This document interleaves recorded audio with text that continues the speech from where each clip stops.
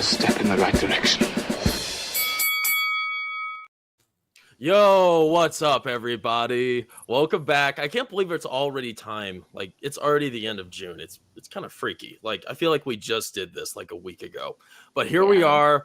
It's the end of the month. You know what that means? It's time to tier rank all 12 of the biggest titles that have released in theaters. I don't think I missed any. So we're going to be covering a lot of films here. Just a few to mention. We're going to be talking about F1, Ballerina, 28 Years Later, Part 1, Leo, The Materialist, Life of Chuck, Megan 2.0, How to Train Your Dragon, Predator, Killer of Killers, The Phoenician Scheme, Dangerous Animals, and The Unholy Trinity. And we saw all of them, folks. Yeah.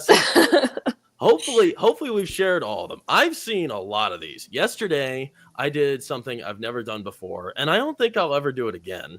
I did a double feature. Yep, Kyle knew. Oh, wow. Kyle knew. I didn't even tell you. Yep, last night I saw F1 in IMAX, and then right after that, I saw Megan 2.0. And those two are very different from each other. But yeah, I'm very excited to talk about both of those because we got a great palette of entertainment to speak about here today. But first off, let me introduce my wonderful guests. I have the pleasure of being joined by Let's Tune In, Cammie. Welcome back, Cammie. It's good to see you. Thank you. It's been a month. It's been a month since we've seen you. It's been a month. Yeah, that was the fastest month. You were right. That was really fast. It's so weird. Here we are. We're already talking about all these movies, and we've seen a lot of them. It's like we watched all of this in a month. It's crazy. So I'm definitely excited. How you doing, Kyle? It's good to see you. Good. Unfortunately, I haven't seen every movie, but I did catch up on a couple last night in the past couple days. So I can contribute a little more than I would have otherwise. And I was going to see F1 last Tuesday, but our conversation with Terminator 2, I had screening passes. We screwed that up. No, I decided to stay because it was an engaging conversation. So people checked that conversation out as well. It went for about 2 hours. As we anticipated about an hour 20. But yeah, I decided to stay because it was a good conversation. Oh, good. Yeah, you were awesome on there, man. Thanks for joining us. Yeah, and we had Random Film Talk on as well, and Luke, we had a great time. That was an awesome panel. So he says he wants to come back for Aliens, so stay tuned for that. We're going to work on that sometime in the future. I believe Cammie said she was the one that suggested that. So yeah, Aliens and True Lies. I'm sorry, I'm still gonna push you on it. Gosh, I don't need all this James Cameron. I mean, this was great. One great title. All right, we'll see. You do. You need it all. Let me explain what we're doing for everybody real quick. So this is our system here. In case you missed our May movie rankings, this is pretty cool. You know, you might be familiar with seeing other channels do something similar. Kyle did something on his channel at one point where he rated all of the Mission Impossible films. A lot of channels, they do this where, you know, best Halloween movies, worst 4th of July films, and then they rank it here on the left. So these are the categories we're working with, and they're pretty much like letter grades. You know, perfect is A, B, C, D, and then we get to the two categories where we just haven't seen those titles. But we will group them if we've heard negative things or if we have a negative impression of it, or if we've heard positive things, we have a positive impression on it. So we're still going to add some sort of commentary. Because and I like that because even though we haven't all seen every film, there's still an impression that we have. Not saying it's conclusory, but that whether or not we want to see it or we're going to see it, the likelihood of that. Yeah, exactly. Yeah. I mean, I like it too. We're in the sphere. We hear things and we see things. You know, you watch trailers, you hear things about the creators, you watch the actors embarrass themselves on TV. So it's like, you know, these things add up eventually. But I'm very excited because we're going to start with a big film. We're going to talk about Formula One to begin. And, you know, this is sort of, in case you guys aren't too familiar with this, this was made by the same director that made Top Gun Maverick. And, you know, for all the hype that Top Gun Maverick had, I understand. And I thought it was great.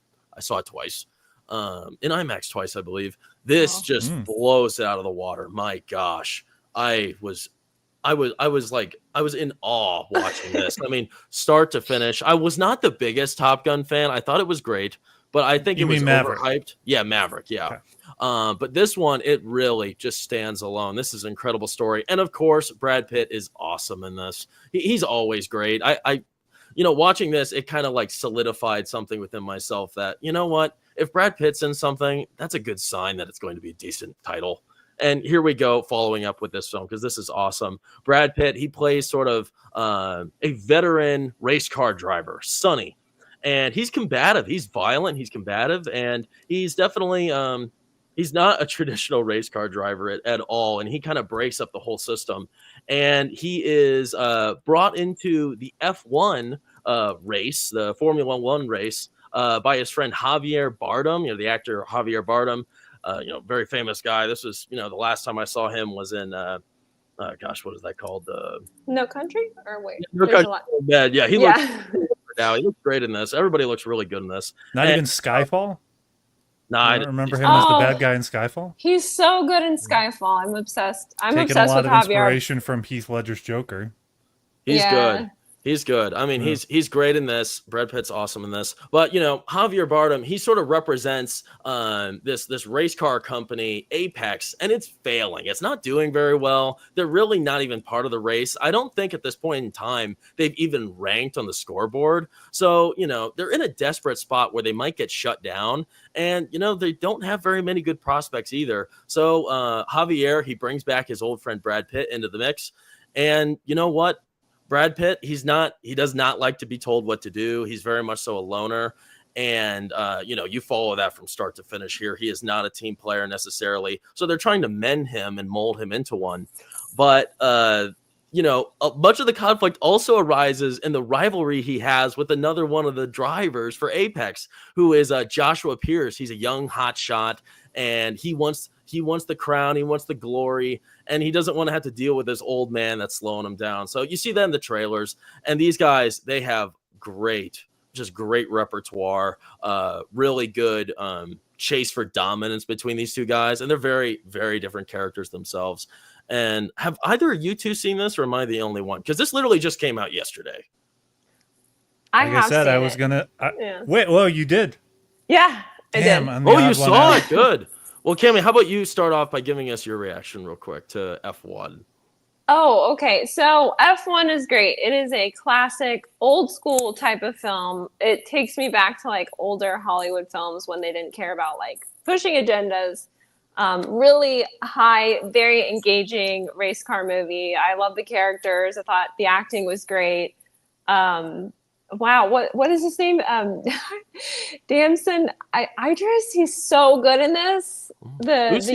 He's the young race car driver that is already on the Apex team. The one that's paired with Brad Pitt. Yeah. Oh, I don't know his name. Yeah, you recognize him? I didn't know who that dude was. I don't know him personally. This is my first time seeing him, but he did a really great job. And of course, I'm obsessed with Javier Bardem because I just think he's a fantastic actor. So yeah, I thought it was engaging. I do think I will say if I had to rank him against Maverick, I do put Maverick above that because I love Top Gun Maverick. Well, I'm hearing at the start, Jackson, you talk about this movie, and I'm hearing, wow, okay, so he likes this a lot better than Maverick. Okay. All right, let's get more into it. Oh, yeah. So, I mean, literally while I was watching this, I was thinking about this stream, and I was thinking about what grade I would give it. And about halfway through, I don't normally think like so clearly about something like this stream related, but it just kept sticking with me. And I kept thinking of an A in my head, like a grade A. I wasn't thinking it was like a perfect or anything like that. And then about halfway through the film, it started to speed up, and it just kept paying off. Go. The thrill just did not stop, and it was real. It was rich. I mean, it wasn't overwhelming. It wasn't overstimulating, but it was nonstop intensity, and it really worked in IMAX. My gosh. And then at that point, when I was at the halfway marker, I was no longer at an A. I put it at an S. And S is the top of the top. So that's definitely what I'm going to be putting on. What does that represent? Yeah. That's like, that's the perfect. I mean, it's up there. Superstar? I don't know what S is. You know what? And all those tier you got to figure that out. Yeah, I don't understand. All the S tiers are always at the top above A for some reason, even though it's not like a normal grade. But, I mean, what I think is special about this is, I think compared to like Ford versus Ferrari, which my mom, she mentioned this and how she loved this one a lot more than this. They're very different. That one's way more narrative based. And this one, there is a narrative, and it's exciting drama between the characters and the developing romance between Brad Pitt and this this one technical leader in the group, Kate. But a lot of it is just you're in the car and you are following these races, and it's insane. And for me, it was like kind of an entrance into this because I've never really been interested in the race car driving, NASCAR, F1. That's never really been my thing. But wow, this gets you hype. And I mean, this is the kind of movie boxing really needs right now to stimulate some interest into that sport. So it'd be great if somehow Joseph Kosinski could get involved with that, even though it's a totally different field. But that's what boxing needs. It needs this kind of intensity. It needs this. I mean, it is a promo. Get into F1. And it sells. I mean, it really sells. And yeah, I mean, that's all I got to say for it. I'm putting it as an S. So let's go to an S. Here. So S is perfect. Yeah, I'm having it at perfect. I originally had it at amazing, but now I got to put it at the very top. Cami, where would you put it if you had a choice? Put it at perfect. Yeah, it was. I don't really see any flaws besides it. I mean, it's a little corny, but I don't mind that. I like. No, how is it corny? No, just a few parts, little silly. Don't cute. Spoil anything. No, it's not bad. I don't think that maybe they're not spoilers. Give me an example. I want to hear an example of a detail of something that I want to hear you thought was corny or okay. So we were so I went with my friend Kobe and Leah and Jason, and there was just a moment when Brad Pitt is standing there on the balcony at the end, like, hey. And it's a cute moment, but it's just one of those, it's like Top Gun Maverick has them too, those little romantic moments that are kind of like fun and silly. I liked the romance. I was happy. I was so happy for Brad Pitt. And you know what? I love that he's just the cool guy. And we don't really get cool guys anymore, like actually cool guys. So this guy, it's like finally a man's man is here, and I'm all for it. But I'm glad you still put it in S. For me, putting something on the top is rare. Our last stream, we had some decent movies. I only put one film at the top for that. Mm-hmm. So it's a big leap for me to personally put something up there. Just so everyone knows, I'm not being cheap with this. So Kyle, do you have any sort of impression? No? I haven't seen it, but it's definitely in the positive category. Yeah. The thing that comes to mind is the commonality with Maverick is not just the director, it's the producer. For those who don't know, Jerry Bruckheimer is a legendary producer. He did The Rock, Top Gun, all the way back to the first Top Gun, and sporadically over time has produced movies that are classics.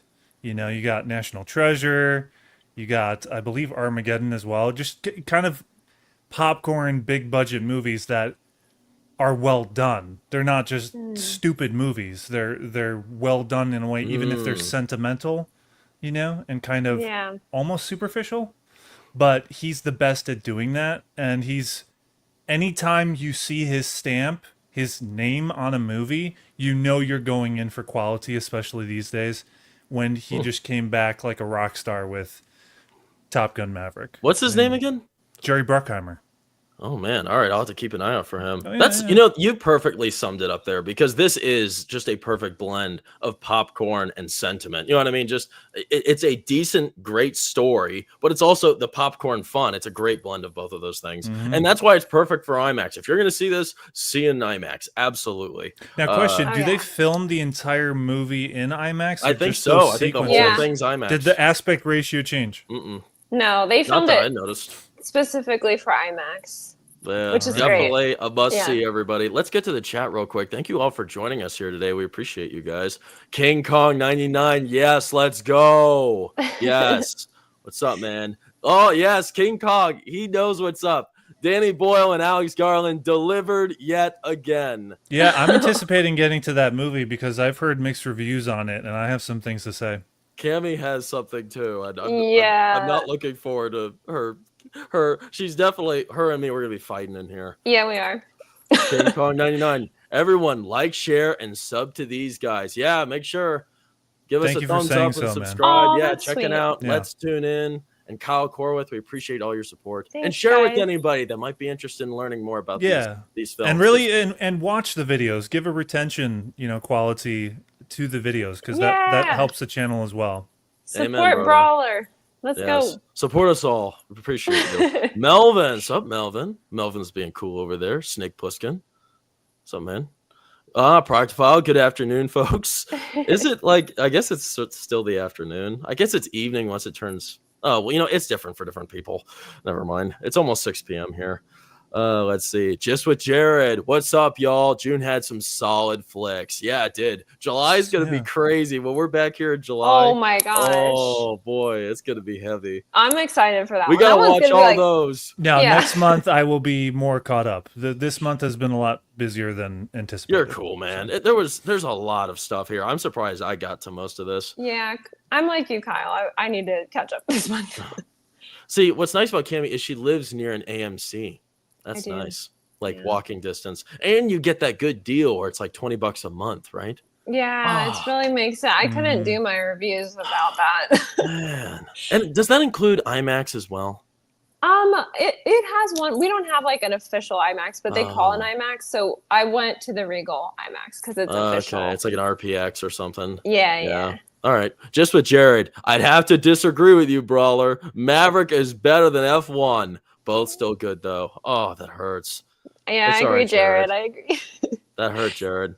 Okay, Proctofile says S equals superior. That's good. Thanks for telling us. I like see. Superstar. Ooh, then we got Benjamin J. Slack. Hey, Ben. I've heard that name before. Javier Bardem makes a meal of every scene and line he has ever given. Benjamin has been in the other videos with, sitting down in front of the fire chat. When we did the Godfather 1 and 2, 3's coming up. Stay tuned with Ben. Is he a lawyer? No, that's Sean. Ben is an actor, like an official actor. He's cool. He's a working actor. Cool. And I met when I moved to Texas. He's been a great Kyle, I'm very curious to hear about what you have to say because I know you just made a video about our next film, Ballerina, from the world of John Wick. Yeah, you just came out with a video on this, and I got to watch some of that. Good stuff. Yeah, in case you aren't too familiar with Ballerina, it kind of slipped out under everyone's fingers. Nobody really talked about it either. It's an odd place within the John Wick film series. It's in between chapter 3 and chapter 4. And Ballerina follows Rooney, Ana de Armas, and she's just like John Wick. She's a highly trained assassin. She's involved in the ballet academy, the Ruska Roma. Is that what it's called? Yes. Yeah, Ruska Roma. And, she is seeking vengeance for the man, or I guess she's seeking vengeance for the murder of her father. And, she just kind of goes on a little bit of a rampage to get back at him.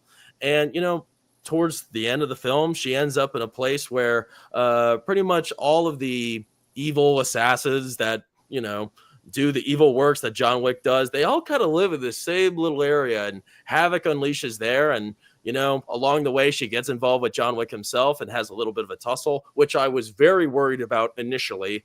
Thank goodness it did not end in a superficial way that everybody was worried it was going to end.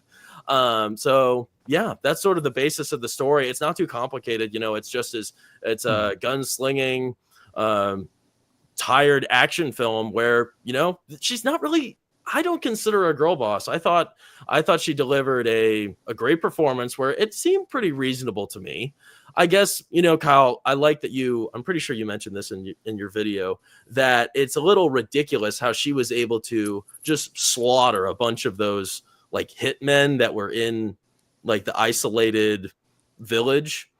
I think that was you that mentioned that, because towards the end of the film, she kind of runs right through these guys, but all of them are supposedly really talented assassins themselves. So I can see how that part was a little ridiculous, but other than that, I really enjoyed it. So I'm curious to know what you guys think. Did you see this, Cammie? I did see it, but you go ahead. I'm curious your thoughts, actually. So the way that Eve, the character played by Ana de Armas, is able to get away with a lot of the kills is because she's utilizing a lot of props. This is something that I mentioned prior to seeing the film that they needed to do in order for them to pull off her fighting other men, is she has to utilize the environment around her. And there are too many movies, even the last Marvel movie, the Cap 4, right?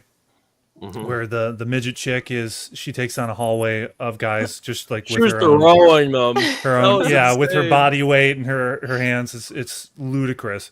So what Ballerina gets right is that it does utilize the environment and the props around her, and it's way more. It's fun to watch. It's more creative and less straightforward, even though the plot, as you said, is straightforward, and that's kind of it brings it down a little bit and doesn't make it stand out as much because I mentioned in the video, my video, that they don't expand enough on the movie, such as, for example, yeah, she goes after the guy who is indirectly responsible for her father's death. He didn't actually kill him. It was one of his goons. He got, sniped That got at the kind of beginning. lost for me. Yeah. Well, that's kind of annoying, isn't it? At least for me, is that, okay, so she's going after the guy that didn't directly kill her dad. Okay. Another thing they don't mention is the mom. She didn't have a problem with the mom.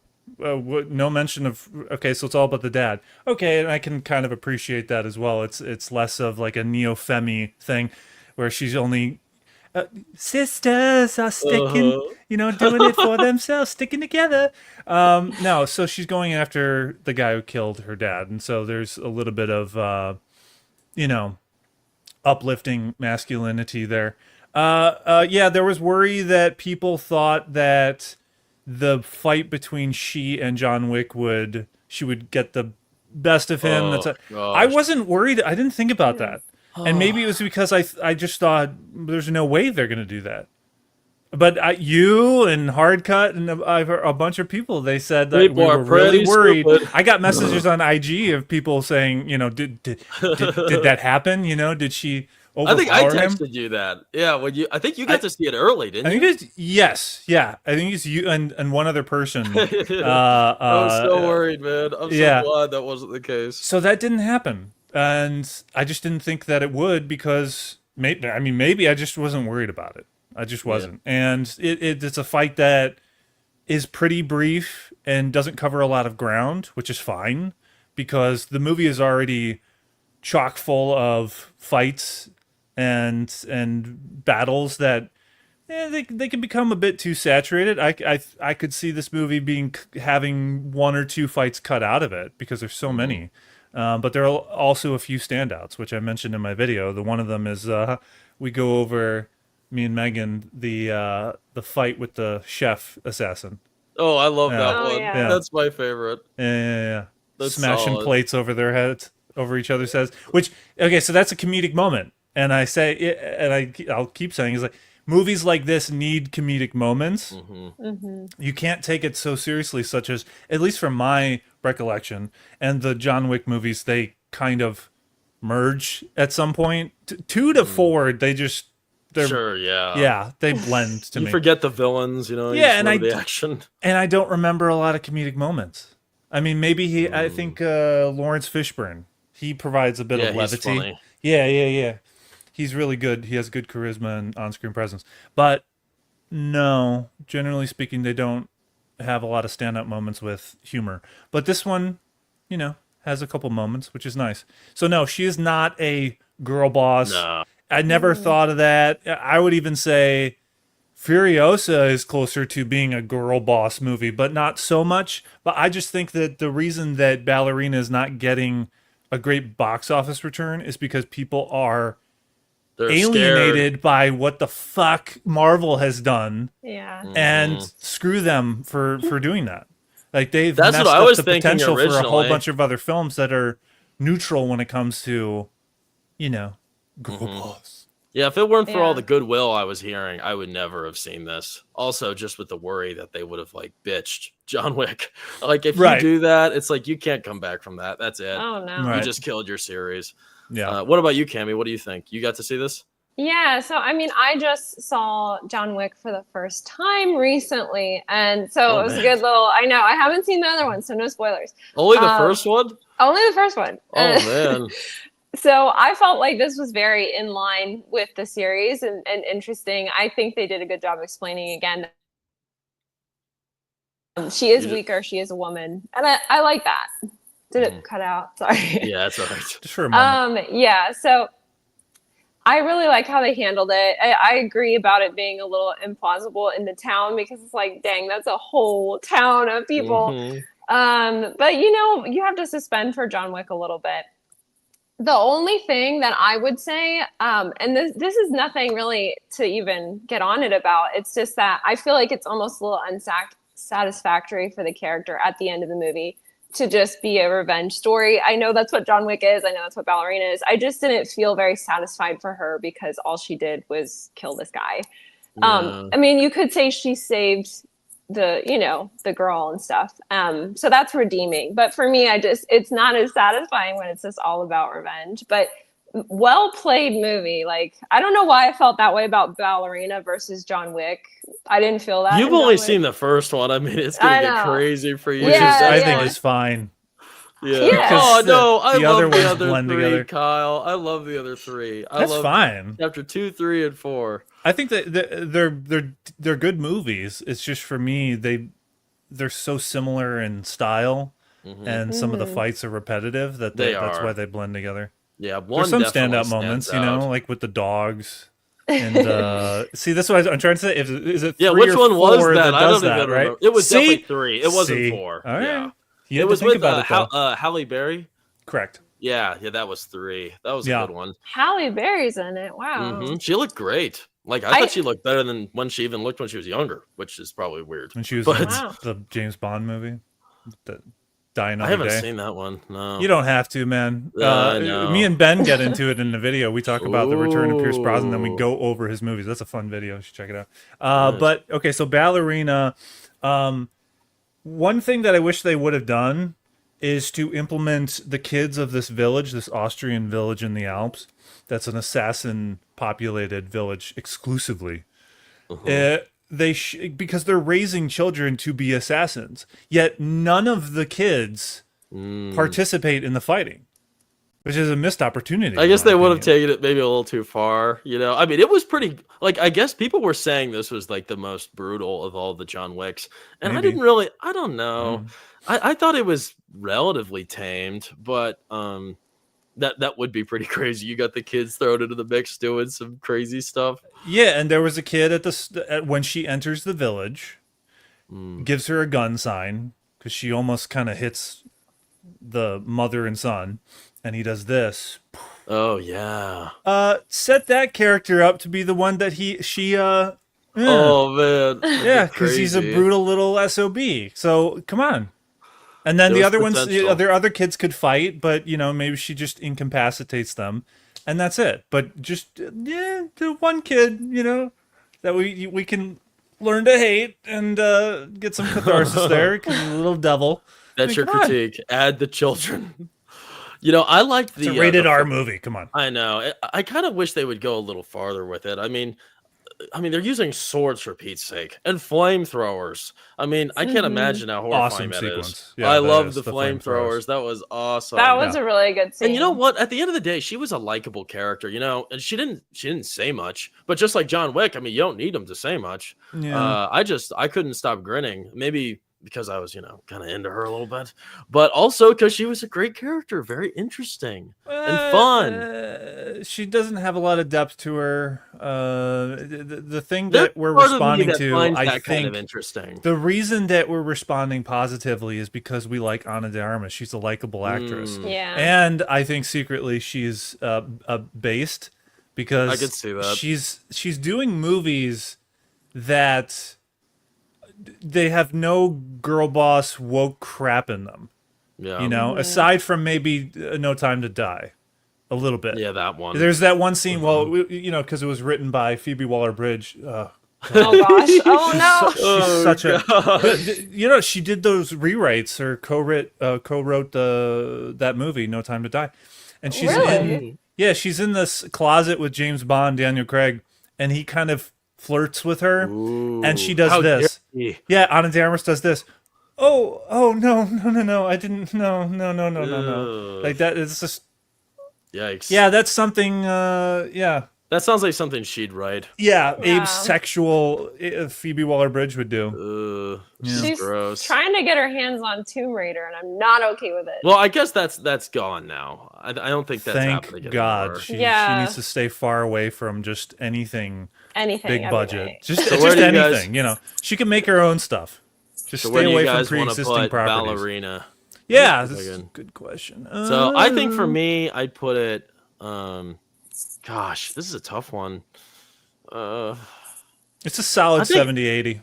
I know. I don't think it's in the amazing category. Yeah. What do you think, Cammie?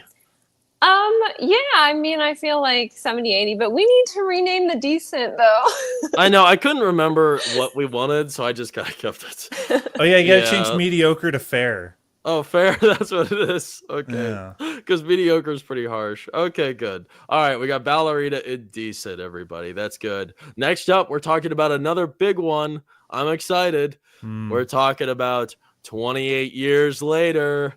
This is a big one. Our friends, Alex Garland and Danny Boyle, they're back. Right after 28 weeks later. Geez, I think it was 2005 or 2000. It was 2007. I believe that 28 weeks later came out. And here we are all the way in 2025. I mean, that's a long time, nearly 28 years later after the first one, which I believe was 2000. Gosh, I don't have the dates exactly. I think it's 2002 or 2001.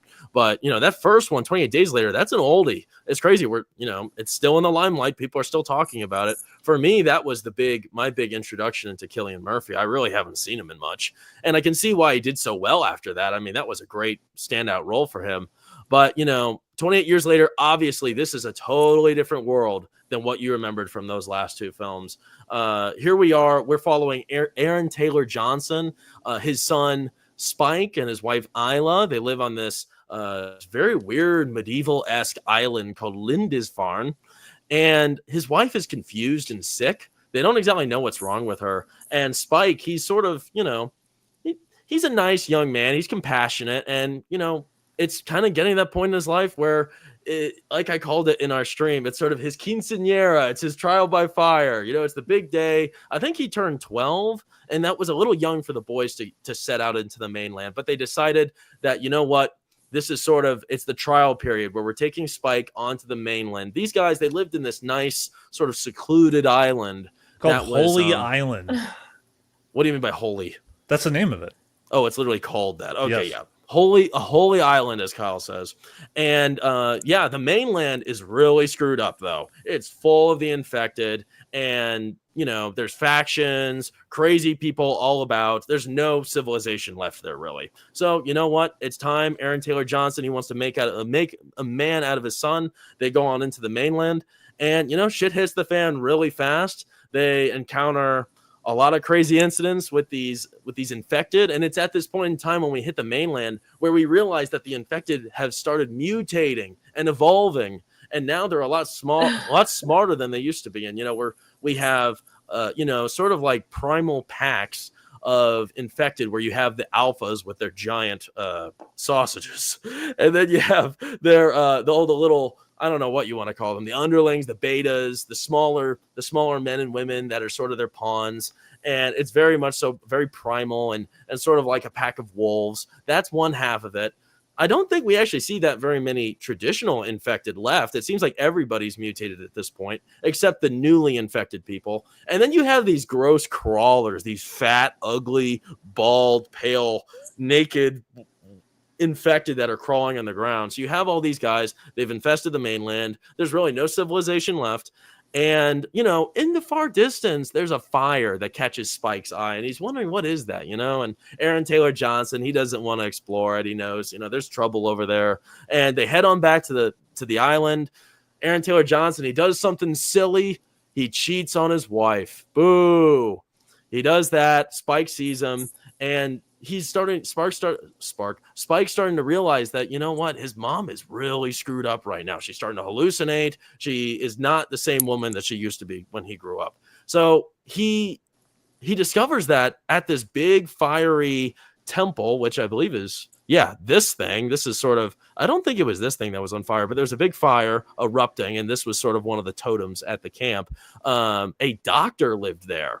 And Spike believed that this was a chance to take his mother to a place where maybe she could finally get some solid solutions to fix this problem that she has. So he goes off on this crazy expedition to the mainland alone with her. And you know what? This trip makes a man out of him, that's for sure. And by the time they reach the doctor, shit hits the fan time and time again. And the story continues from there. I don't want to spoil anything. That's just a brief summary of what happened. So why don't you guys start by telling us what you think? Dude, are you reading from notes at all? Getting any notes out of this? Oh, this is impressive. The way Yeah, you go I through have, this. I have really just a good few at little this. things. Yeah. Thanks. I'm passionate Well done. about this one. I remember this one very well. Yes. Yeah. And So- I watched your stream that you did with Luke. I think I bowed out when you went to spoilers because I was Oh yeah. anticipating watching this. And Did So you see it? saw it. yeah, Okay, good. Oh, okay. yeah. I don't know if you guys want me to go first because I'm going to be real Yes, depressing. yeah, I went last time. All Please right, go. Cammy. Oh, Let's hear okay. it. I despise this movie with every fiber of my being. This is It is interesting. I like my this. least favorite movie of all time. Oh. One of them. I think it Wait, is. let her speak. She's talking. I'm listening. I think it is so disrespectful to humanity, to love, to family. I found it just completely gross, and I don't need to see a bunch of extras wearing prosthetic naked zombie stuff Yeah, running around. This was too That much. was gross. I have. They don't linger on it. They don't- Kyle, there's no avoiding it, Kyle. There is no avoiding it. If you go into it's a realistically based. You must to have like show- a mental blinder that just blinds all these things out because it was like right in your face. Oh, No. look, there it is.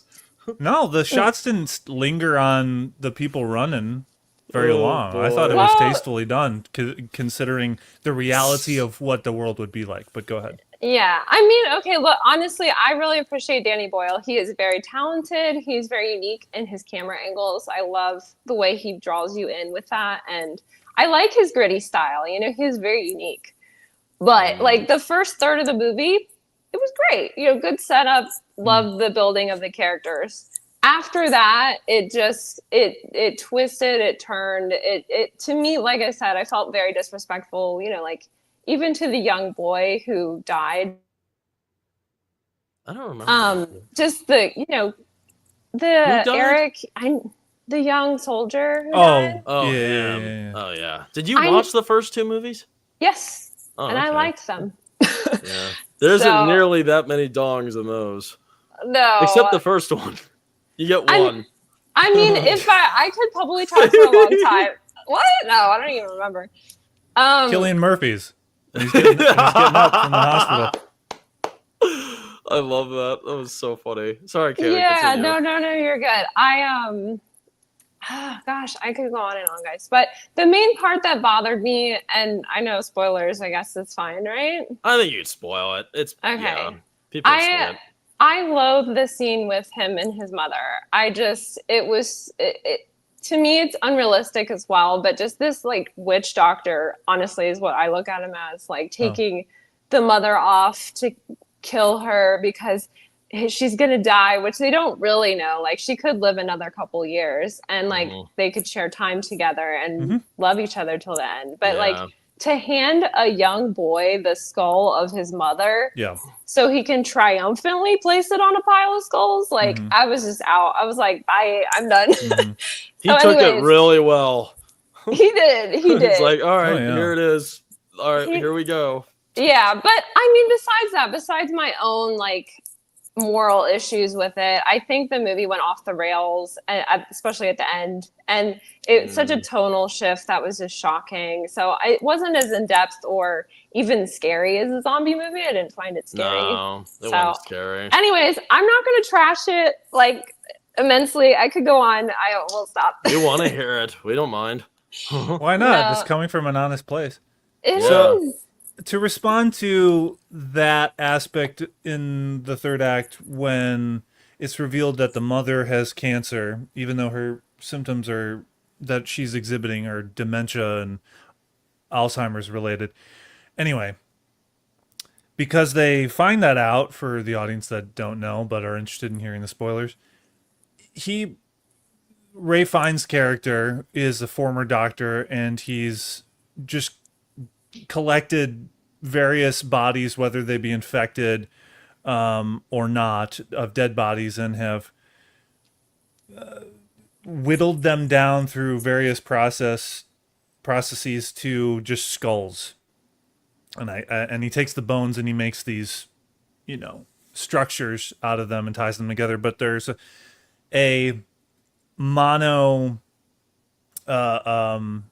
structure consisting only of human skulls that it's, to me, the way that they portray this character, and it might be from Alex Garland and Danny Boyle, that they're showing that this is a positive character in the midst of a messed up world. I see it as warped. I think he has a warped mentality that has semblance of civility from before the world fell. They may not see it that way. I did listen to a Alex Garland interview where he spoke about how this character, this doctor, is inspired by Marlon Brando's character in Apocalypse Now. He's kind of the inverse of it, as he says. I don't think so. I think he's more akin to a nihilistic. That's what Alex Garland said. Yes, he's the antithesis of Kurtz. I think that's his character's name in Apocalypse Now. I think he's just an amalgamation because he's doing things such as assisted suicide for the mother, essentially, is what it is. Mm-hmm. But he's doing it humanely. Okay. So he puts her on morphine, etc. We don't see it happen, but he just lays her down off screen on a bed of fire, and I think there's more in to one be night, there. processes her skull and hands it to the son. Okay, fine, sure. And I think the reason that he didn't, break down in trauma was because he was on some drugs as well. Which again provides some humanity to the character. I think it's very gray and very complicated, and I don't condone that. I don't think assisted suicide is a good thing. Mm-mm. However, in the context of this fucked up world in the movie, it makes sense. So I accepted it because of the context of this world, of this abandoned quarantine UK island, which, massive island of the UK, landmass, mainland, and to see these terrible things happen in a warped mindset that the doctor now has of creating these structures. Look, if Danny Boyle and Alex Garland think that this character, which it sounded like Garland was saying, is like, oh, he's a positive good guy doing all this stuff. He's creating these human structured, I think it's monuments to respect the dead. I think that's what he thinks they are. He thinks that. Exactly. He thinks that, but it's more horrific than it is respectful. Well, it is. Yeah, that's for sure. It's frightening. Well, you saw he's been those structures universally would be considered something you would see in a cannibalistic society. Mm-hmm. Sure. Well, he's probably been inhaling all that like iodine or whatever it was. He was like orange or yellow or something like that. He's probably sniffing that too much. He say something about rust or something. I don't know what it was. It was some weird salty stuff. Yeah. I don't know. Probably tripping balls. But I still really enjoyed the film. I think it does. I think I agree with you, Cammie. I'm glad you said those things because Kyle, in one of my previous streams, he didn't like that I wasn't a big fan of 100 flying dogs all over the place. But it's what it is. I mean, this is 28 years later. They're not going to still have their clothes on anymore. I mean, that's correct. I believe you just accept. Yes, you accept that reality, and you either go with it or you don't. It doesn't sound like It's not Cammy. You did not. I did not. No. Yeah, Jackson, you kind of did. You could look past it. Yeah. No, not literally. I You like had to look. think I'm a mature viewer. I do like to think. I think you're getting there. I'm getting there. Thanks. You when it comes to this topic, yes. Yeah. I'm getting there. All right, guys. So we're I'm usually there, guys. It just is too many things. It's too many. I was thinking about the extras though. What kind of set are they working on, man? This is horrible. No. So they clarified that those are prosthetics. They're not real. Definitely alpha. Oh, I know. That's what I mean. Like, I know they're all prosthetic. So with me, I want to put it in amazing. But what do you guys think? That's what I would do. I think unwatchable. Sorry, I'm done. Oh no, man, I saw that coming. But no, I would put.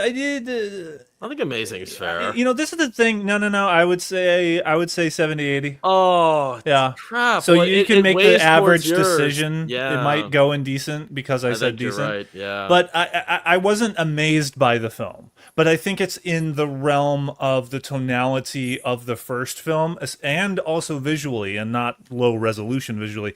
The way that they shoot the film with these iPhones is similar to the first film because they shot the first one on low res video, not film. And in this one, it is again video, but a new generation of video, which I liked. It had the spiritual visual sense of the first film, and I liked. The second one, 28 weeks later, is its own thing. I believe they did shoot that on film. So it's more of a traditional looking movie. Which works on its own, I think, as well. But if you want something that's in the vein of the first, this is more like it. And I do like the film, and there's some aspects about it that, you know, the moment that he puts his mom's skull on top of that monument is messed up, but also slightly moving as well. For someone who was close with his mom and lost her a few years back, and he tells her that he loves her. Yeah, it moved me a little bit, you know? Not as much as it could have been if, you know, it hadn't had this, you know, grim quality and this nihilistic tonality to the scene. But it was mixed. And maybe that's a good thing. It was more dynamic rather than straightforward. It's setting up a trilogy, you know. You are balancing this movie that's a zombie movie with some moments that are a little more heartfelt than we've seen in the previous films. That's good. I can appreciate that. And we'll see where the future films go. It's crazy. We're 47 minutes into this, and we've only talked about 3 movies. Wow. Oh my goodness. We'll try to speed it up a little bit. Okay, fine. We'll get to a few of the comments real quick. If you're a fan of the first film, some things, but if you're a fan of the first film, 28 days later, then yeah, you should check out this one. I don't know why the movie's getting like hate. I'm hearing what you're saying, Cammy, about. And I'd like to talk to you further at another time, like maybe off stream, about the familial aspects. I wish we had more time right now. But yeah, I don't think it's a movie worth hating, even though I'm surprised that I'm saying things the way that I am, saying that I like it, because this is written by basically, you know, he's atheists. The man. Alex Garland is the man. I just, every time I see his name on something, he's a great writer, even though principally and morally, I don't agree with that guy, and politically as well. He's a lefty. But yet he's a great writer and is able to pull off some things that transcend that. I love that he gives us imperfect protagonists too. I think that's what I want. You know what I mean? Aaron Taylor Johnson, he does something wrong. He does something stupid, but he's not the villain now. He made a mistake, and, you know, we'll see him later on, and he's going to redeem himself. He's probably going to make more mistakes, but just like 28 days and 28 weeks, none of us are perfect. We all do stupid things. And you know what? That doesn't mean he's a villain because of it. So I respect that. Yeah, and later on we'll get into, well, not here, but with you, Cammy, I want to talk a little bit about the familial aspects with Aaron Taylor Johnson's choices. Because I have some understanding when it comes to like why he did what he did, etc. Oh man, but there we go. It's not good, but anyway, we'll get into it. And I feel like we have a similar. But guys, wait, we didn't talk about the Teletubby wannabes at the end. I'm confused.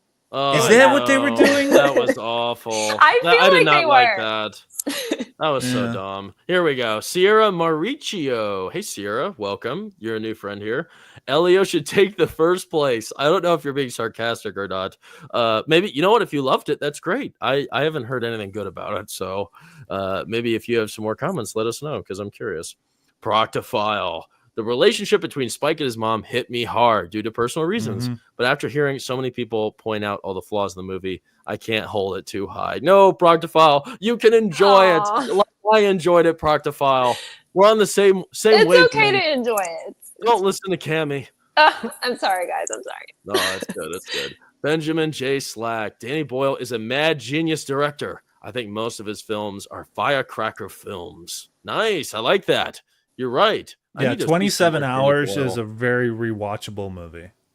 Very rewatchable, I've never heard of intense that one. movie. That's the true story of the Aaron Ralston, I think his name was, where he got trapped under the rock and he had to cut off his own arm.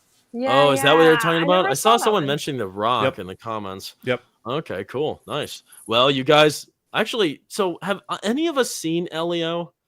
I have not. No. Oh no! So that was okay. This is the so there's only a few of these we haven't seen. I've seen pretty much every single one of these. I have not seen Elio. I do have a poster here. I have brief information. I have not heard the best things about Elio. Just a basic summarization here. Elio, the little boy, he's an imaginative 11-year-old who is accidentally beamed up into space. He's obsessed with UFOs. And from my understanding, it doesn't seem like he likes it on Earth very much. He wants to hang out with the aliens up there. And, while he's up there, he kind of understands the politics of space and alien life forms. And he's kind of trying to get back home. But while he's up there, he's traversing the universe, discovering new worlds and such. But at the end of the day, he wants to get back home. From what I've heard, you just said sounds so boring. The only thing I know about this movie is one, the design of the characters look like shit, and the synopsis. I kind of like it. The synopsis I read on Box Office Mojo sounded like the most. It was only a log line, and it was the most. What kid is going to want to see this? Elio, a space fanatic with an active imagination, finds himself on a cosmic adventure where he must form new bonds with alien life forms, navigate a crisis of intergalactic proportions, and somehow discover who he truly is meant to be. What? What does that even mean? What the hell does that even mean? Yeah, That's none not of this really makes any sense. Yeah. It's just things happening. I guess the visuals are really bad. Like, it's empty. Space is empty. The UFOs are uninteresting. Like you said, the aliens it sounds are all so pretty lame. abstract is the point I'm trying to get across. It doesn't sound concrete, and it doesn't give me anything to want to. Well, not me personally. It's like no. Yeah, we're not Just the looking audience. at the poster. But, These yeah. look like bacteria, like designs. That would be more interesting that people if are he lifting shrunk. for these modern cartoon animated films, and All right, it's so let's annoying. Let's just put it in haven't seen negative, unless anyone else has something to say, because there's no point in talking about it. Yeah, you only have to go to the chat for that. So yeah, and I think we only have one supporter. Yeah. Oh, looks like Proctophile. He says, "Keep me posted on that conversation, Kyle. I have lots of thoughts on that specific part as well." Yeah. for 28. Hello. I think that's what he's talking about. Okay. We have similar story too, Kyle. Just with Jared, Elliot was parents. also a box office bomb. After hearing Film Threat's review on it, sounds like a bad movie. Yeah, man. Yeah, I don't think we're gonna be watching that. That's a shame. The next film I'm very excited to talk about. We got past the alien. Might as well. I never imagined in my whole life that I would see this in theaters. I was repulsed when I watched the trailers, when I saw the poster. I was repulsed. I didn't care. I don't want to see a romance film with Pedro Pascal and Dakota Johnson. That's what I said. I said it time and time again. And then I kept hearing about it. And then I heard some YouTubers I like, they enjoyed it. And they were telling me more and more about it. And then I went and saw it.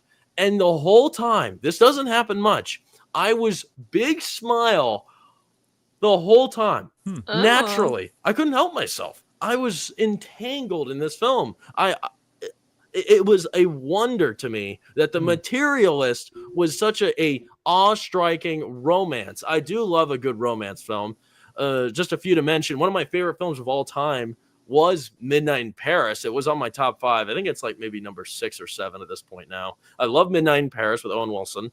This is really up there. This is a phenomenal romance film. And you know what's so great about it is so real. It's raw, it's real, and it's an honest glimpse into the highs and lows of dating. It does not shy away from critiquing both sides, but honestly, it kind of critiques the lady side of it more than anything else, which I couldn't believe. Dakota Johnson, she is not she's not stuck up at all, not necessarily at all, but she's a great leading character. I love Dakota Johnson. This was sort of my entrance into her as an actress. I don't think I've actually seen her in anything. I didn't really watch Madam Web. You see a few clips every once in a while, but this was my first interpretation of her. And, in this film, she's a successful matchmaker who kind of looms through her life, and she's too focused on her clients. She cares so much about her clients, and she works for this company. I don't remember what it's called. It's some matchmaking company, and she has a bunch of clients, people, men and women of all ages, early 20s to late 50s, and they're just trying to find love. And it's such a beautiful tale and just such a rich glimpse into how people change over time as well. Their preferences change, their the dramas that unfold, the misinterpretations that come from dating. One person thought it was great, the other person thought it was terrible. It's awkward at times, it's rich. You see a lot of different perspectives, and you see a deeper glimpse into the whole dating life because through these just one-on-one conversations she has with her clients. And while this is a prominent feature of the film, which was very interesting and intriguing, because everybody always likes to hear like dating gossip. I mean, everybody likes hearing it. Everybody likes hearing your buddy's date story, and this is full of that, and it's all very interesting, and some of it goes really off the rails, which adds to a lot of the conflict here later on. But Pedro Pascal kind of swoops his way into the mix. Dakota Johnson, she's a loner. She loves guys, but she doesn't really need a man in her life. She's very self-sustaining, and she has high standards, very high standards. And she wants a guy that's rich, which is funny because she's not a gold digger at all. She doesn't act like one. She's very nice, compassionate, caring person. But she really wants a guy that's rich. She wants to be taken care of. And when Pedro Pascal just kind of seamlessly wanders into her life, he's a very rich, handsome, charismatic, tall glass of water, as they say. And I thought that was the hilarious phrasing. I've been using that ever since. But he a big part of this film is watching the courtship between Pedro Pascal and Dakota Johnson, and it's just beautiful. It's very interesting, very rich, and you just can't help but to get swept up into it. And Pedro Pascal, he's great at this. I couldn't believe it. For all the hate he gets, which he's asking for a lot of it clearly in his own personal life, but as an actor, he's phenomenal in this. This has got to be his best performance.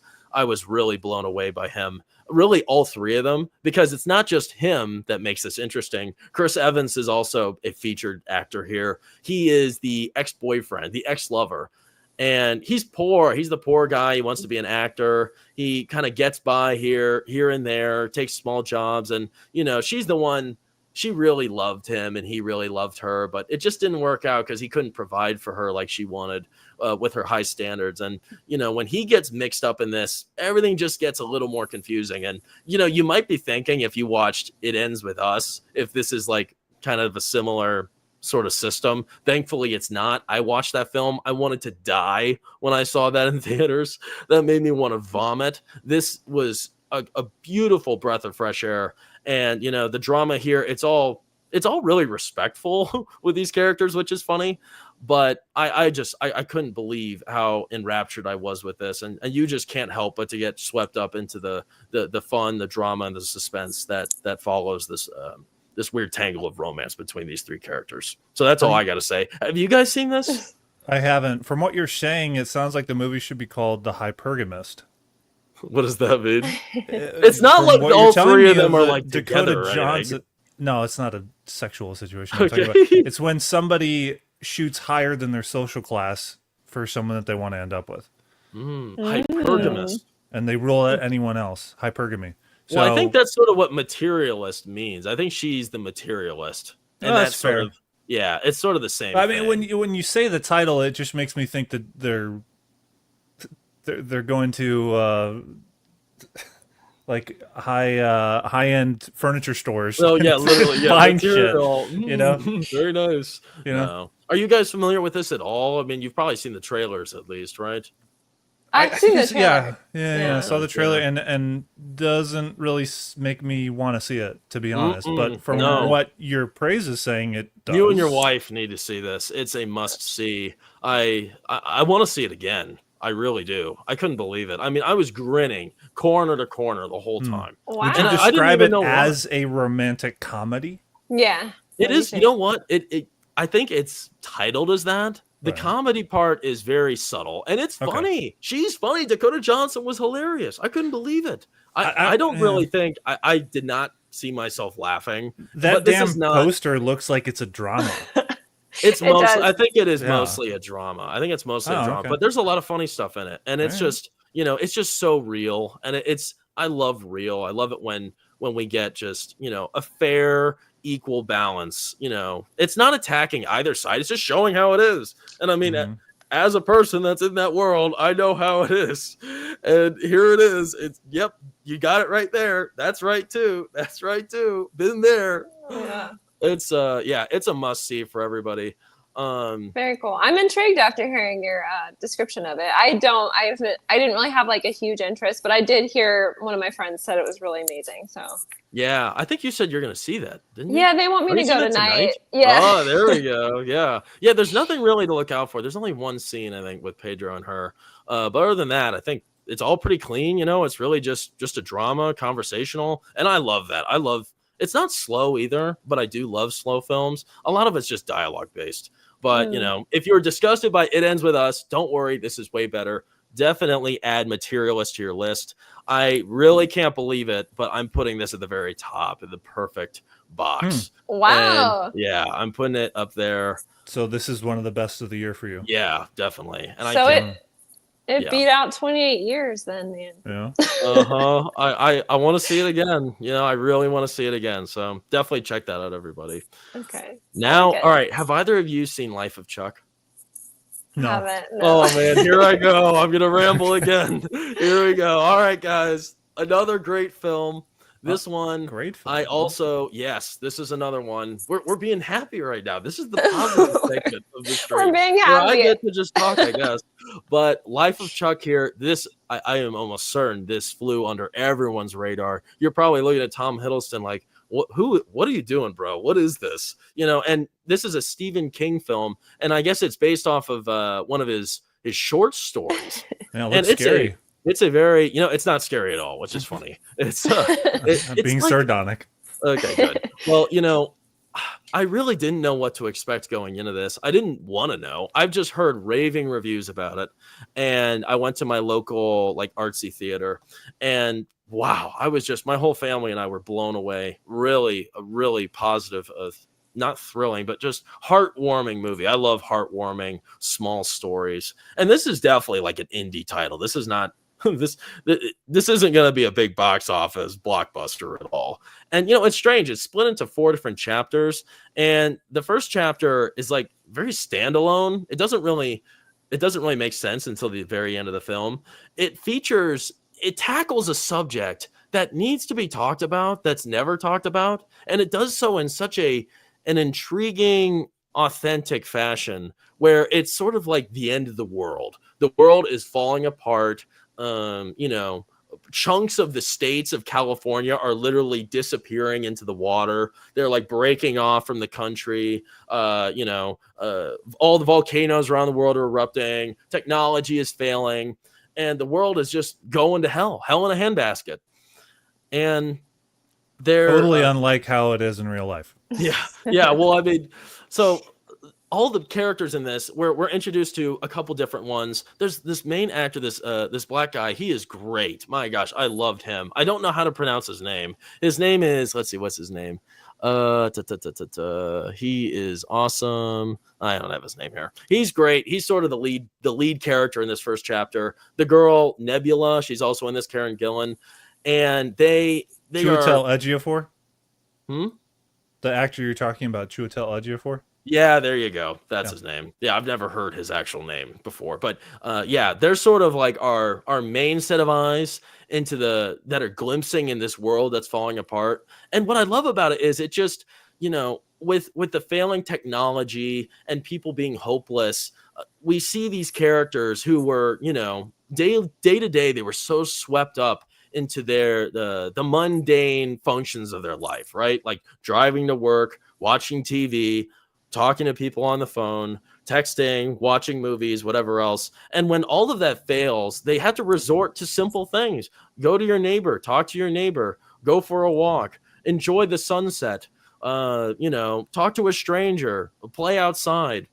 And, although it's like a really sad situation, there's just some great deep conversations that are had between, complete strangers and these two main characters that we follow. And we also watch the rekindling romance between those two, between Karen Gillan and the other guy. And, watching all of this unfold with literally havoc erupting around them is just, it's so unique. And it's a standalone chapter, a standalone like idea that I haven't really seen much of. And it's done in just such a beautiful way. It's like a work of art, really. I couldn't rave more about chapter 1, especially.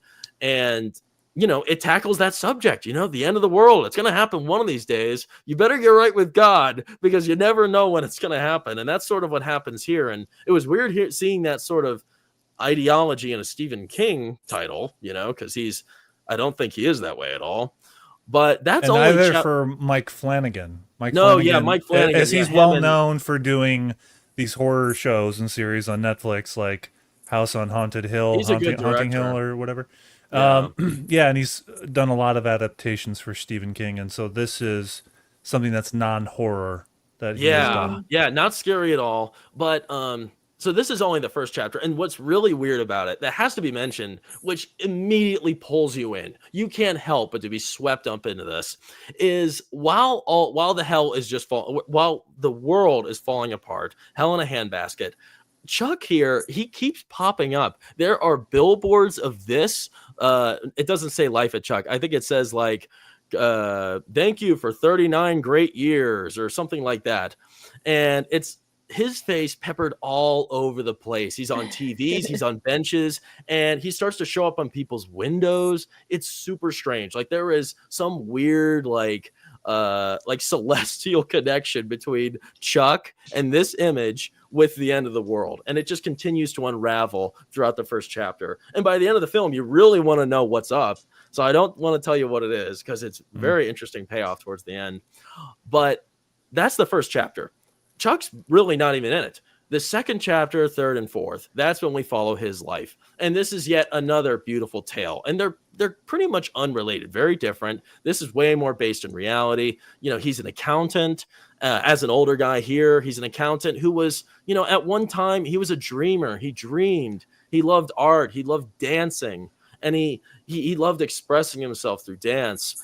And that's where he found himself. That's where he found his confidence. But, as adulting and maturing, as it brings out of you, you sometimes have to put some of those things away. And he was kind of forced into the logistical life of accounting, and it's a lot less interesting life than probably the future he wanted as a dancer. And you see all of that unfold. You see a beautiful love story with him as a young man with another lovely young woman at school, and it's just beautiful story. I could not recommend it enough. I know Nadia really didn't like it. I was so disappointed to see that. Maybe she was expecting this would be a horror. I don't know. But this is just a truly heartwarming, endearing story that I couldn't recommend enough to everybody. This is a phenomenal film. It'd be funny if Nadia, just like any movie that's non-horror, she just gave bad ratings to. Well, I don't know. I think if you go into this thinking it's horror, then you're not going to be happy. Another thing is that Mark Hamill's in this, and this is his greatest performance. He is fantastic in this. He plays the grandpa. He's barely recognizable, and really great performance from this. All of these actors are just top notch. Tom Hiddleston, the child actor who plays the young version of him, is phenomenal. Highly recommend it. I got to put it. We're looking here at our tier list. It's going right in perfect. Wow, Jackson. I know. I don't do this sparingly. I love 28 Years Later and Ballerina, but it's all the way down there. The amazing Mostly, category is looking pretty lonely. I know. I think there's a contender down there. But yeah, Okay. definitely recommend people check that out. Let's talk to the chat, though. Thank you all for Mm. sticking around with us. Let's see here. Product file. Good to see your product file. Just with Jared, the movie handles the topic of money and a relationship with a lot more nuance and depth. Oh, whoops, he's talking to product file. Sorry, I don't know what you guys are talking about. Oh, good. Popcorn Roulette. Love the life of Chuck. Yeah, popcorn Hey, roulette. man. Yeah, that's your friend, right, Cammy? That is my friend. My friends are here. Nice. You've appeared on this show many times, right? Huh? What? Oh, I have. Yeah, Yes. that's cool. Nice. Yeah, be sure I'm to check over on that out. Popcorn. Give them a follow, guys. Popcorn and Kobe. Yeah, there we go. I'm glad you liked Life of Chuck, man. That's awesome. It's a great one. You need to watch Materialist. Incredible structure to that film. Yes, not enough people are talking about it. Kobe's here. Love Cammy. Winky face, kissy face. Nice. Winky face, kissy face back, Kobe. The kid from Doctor Sleep was great. Jacob Oh, Tremblay. yes. Good. And you knew that. Wait, did you watch it? Dr. Sleep? Oh, no. Did you watch Life of Chuck? Not yet, but I have But seen you saw the cast Tremblay list or in various films. You know, he was in Room with Brie Larson before she went woke. You know, outwardly. No, he's a very he good did actor. a good job in this. Yeah, he was great. Man, poor kid. It was awful having him in Doctor Sleep. I need to see that movie. That's a good one. Popcorn Roulette. Love seeing Mia Sarah from Ferris. I don't remember her. Is she? Oh wait, really? she's in this. Who was she? Sloane from Ferris Bueller, eh? Was that the girlfriend? Must have been. Oh, well, I don't know.